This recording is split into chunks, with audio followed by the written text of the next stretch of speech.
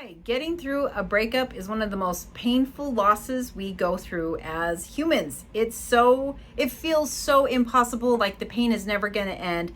It's never going to subside. You're never going to feel good again or feel, this type of way about someone again when you're going through the breakup.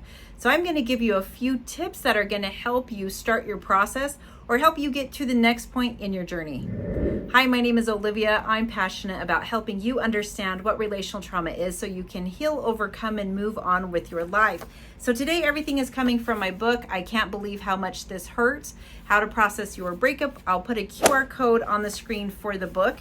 And we're just going to do a brief introduction and to give you some tips. And the first one is, if you keep on emoting with your ex on a regular basis, then it is going to be, you're just prolonging getting over your ex. And I don't know about you, but there are times when you're not ready to. And you know what? That's okay too. If you're not ready to let go yet, it's okay. You can still start some of these exercises if you feel you're in a safe place to do so. And if not, you can always call 988 for support. You can find a therapist in your area with psychologytoday.com.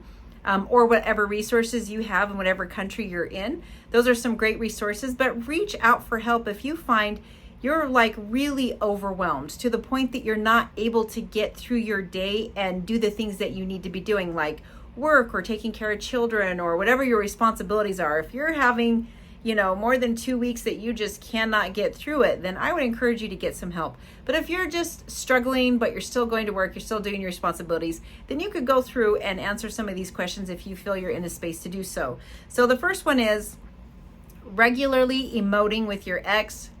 Probably never going to get over them. So if you're emoting with your ex, you are still telling them how you're feeling about things, what you're thinking about, what you're going through, what's going on with your family or your kids or at work.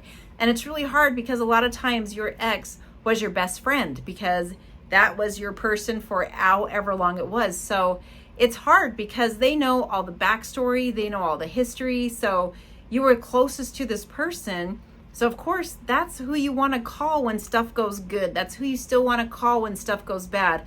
But knowing that emotional connection, because you're still emoting with them, you're still vulnerable with them emotionally, that is 1000% keeping you hooked. So to unhook yourself from that, they can't be your first call. They can't be your second call. You have to start building up your support, maybe utilizing old support to be able to kind of spread out some of this emotion so that you can still have the support you need and the encouragement you need, or just someone to, vent to or celebrate with you. But if it keeps being your ex, you're going to keep yourself tied and hooked to them. So be mindful how much you're emoting. And even if you're like, oh, I'm still doing it, at least now you're aware you're doing it. And it won't be very long until you can stop doing it. Okay, so number 2, here's the next one. If you live in a space where you're surrounded by their memory, change what you can. So let's say that you live in the same place you lived while they visited. Or maybe your entire relationship was, online or through like Skyping. Do people Skype still?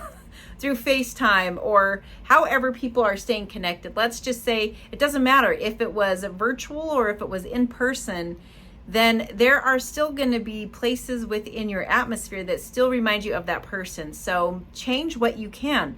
If you can move your bed around, move it. If you can, change art around, which is kind of hard because usually we're pretty specific on where we hang our art. But if there are places that you can move your art, do that. If you can move stuff around in your kitchen, maybe you want to move where your dishes go and your cups go. Anything that you can change within your space, because we want to signal to your brain that change is occurring rather than having all of these associations going back to your ex. So instead we want to break that and move stuff around so that your brain's like, okay, things are different, things are changing. It just helps us to keep to the pace of moving on. Number 3, commit to seeing through to your healing. So whatever that looks like. So once you commit to yourself, I am going to heal. I am going to get through this. I'm going to commit to the process, because what can happen is we start to heal and then we see another pretty object right? A pretty distraction. And so we go to that distraction before we're healed. And then even if that distractions ends up being, like the rebound and it doesn't last very long and now they're gone, we can go right back to grieving our ex and almost picking up right where we left off. So commit to healing and to not really, moving on in another direction until we're healed or we're closer to being done healed at least. So again, those are 3 quick tips, right, that you can do. Stop emoting, emote with other people, even if you really want to call your ex, and even if the other person you call is like, it just wasn't as good as if you could call to your ex if they would still emote with you. Sometimes they won't emote with you, and that's actually to our benefit, even though it hurts. But if they are still emoting with you, it doesn't feel as good. It's still mindful, like, okay, well, I at some point have to stop emoting or I'm never going to be able to move on. So even though it doesn't feel as good to talk to this person as it would have to talk to this person, I'm still feeling good that it was a step in the right direction. And then again, move what you can in your house. Redo what you can do. And it doesn't have to cost any money. You could just, simply move things around if you are able, or change out what you can change out, just because we want to signal change is coming, I'm doing something different. And then the last one is commit to seeing it through. So again, you can find all of this and more. How I can't believe how much this hurts, how to process your breakup. And it's available on Amazon. You can also find a full course on my website. The links are in the description.